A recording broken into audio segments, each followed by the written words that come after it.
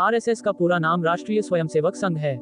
इसकी स्थापना 27 सितंबर 1925 को विजयादशमी वाले दिन मोहिते-का-वाड़ा, नागपुर, महाराष्ट्र में हुई थी। आरएसएस की स्थापना महाराष्ट्र में एक गरीब परिवार में जन्मे और पेशे से डॉक्टर श्री केशव बलिराम हेडगेवार जी ने अपने 4 साथियों के साथ मिलकर की थी। कार्यकर्ताओं के विशेष आग्रह पर डॉक्टर केशव बलिराम हेडगेवार जी आरएसएस के प्रथम मुखिया बने। केशव बलिराम हेडगेवार जी अपने बचपन से ही देश की आजादी के आंदोलन से जुड़ गए थे। उनके बाद श्री माधव सदाशिवराव गोलवलकर गुरुजी के हाथों में संघ की कमान आई। गुरुजी बहुत ही योग्य प्रोफेसर थे। इनके बाद मधुकर दत्तात्रेय देवरस जी संघ के मुखिया बने। इन्हें बाला साहेब देवरस के नाम से भी जाना जाता है। बाला साहेब देवरस जी वकील थे। इनके बाद प्रोफेसर राजेंद्र सिंह जी ने संघ का नेतृत्व किया, जिन्हें रज्जू भैया के नाम से भी जाना जाता है। रज्जू भैया भी बहुत ही योग्य प्रोफेसर थे। इनके बाद संघ को कृपाली सीतारमैया सुदर्शन जी ने संभाला। इन्हें सुदर्शन जी के नाम से जाना जाता था। इनके बाद संघ का नेतृत्व श्री मोहन राव मधुकर राव भागवत जी के हाथों में आया और वर्तमान में यही संघ के प्रमुख हैं। डॉक्टर साहब को उस समय यह दिख रहा था कि उस समय की कांग्रेस अपनी राजनीतिक इच्छाओं की पूर्ति के लिए देश व हिंदू समाज की सुरक्षा से पूरी तरह समझौता कर रही थी और इस्लामिक कट्टरपंथियों के सामने नतमस्तक थी। इसीलिए हिंदू समाज की सुरक्षा, देश हित और भविष्य में भारत देश की सुरक्षा सुनिश्चित रखने के लिए डॉक्टर केशव बलिराम हेडगेवार ने राष्ट्रीय स्वयंसेवक संघ की स्थापना की थी।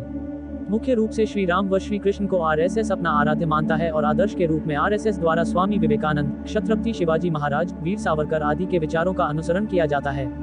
आरएसएस के प्रशिक्षण के आधार पर, व्यक्ति की निष्ठा के आधार पर, धर्म व देश के प्रति समर्पण के आधार पर और संघ कार्य में सक्रियता व व्यवहार के आधार पर आरएसएस में कार्यकर्ताओं को पद दिए जाते हैं। आरएसएस से जुड़कर हजारों महिलाएं देश सेवा के काम कर रही हैं, लेकिन महिलाएं अपने कार्य अपनी सुविधा के अनुसार कर पाएं, इसलिए आरएसएस द्वारा महिलाओं के लिए एक विशेष संगठन निर्मित कर दिया गया है, जिसका नाम राष्ट्र सेविका समिति है। वैसे तो आरएसएस लगभग महीने में 1 या 2 कार्यक्रम करता ही रहता है, लेकिन फिर भी आरएसएस 6 त्योहारों को मुख्य रूप से मनाता है। चैत्र शुक्ल प्रतिपदा, छत्रपति शिवाजी महाराज का राजतिलक दिवस अर्थात हिंदू साम्राज्य दिवस, मकर संक्रांति, विजयादशमी, रक्षाबंधन और गुरु पूर्णिमा। इन 6 त्योहारों को आरएसएस पूरी धूमधाम और व्यवस्था के साथ मनाता है। आरएसएस में एक विशेष परंपरा यह भी है कि इन त्योहारों के माध्यम से देश में, समाज में भाईचारा बढ़े और कुरीतियां दूर हों, इसलिए आरएसएस सामान्य लोगों के बीच ही इन त्योहारों को आयोजित करता है।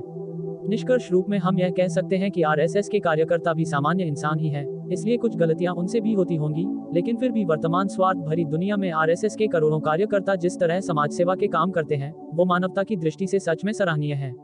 अतः अगर हम कुछ और नहीं कर सकते तो कम से कम आरएसएस जैसे सामाजिक और देशभक्त संगठन की बुराई तो ना ही करें।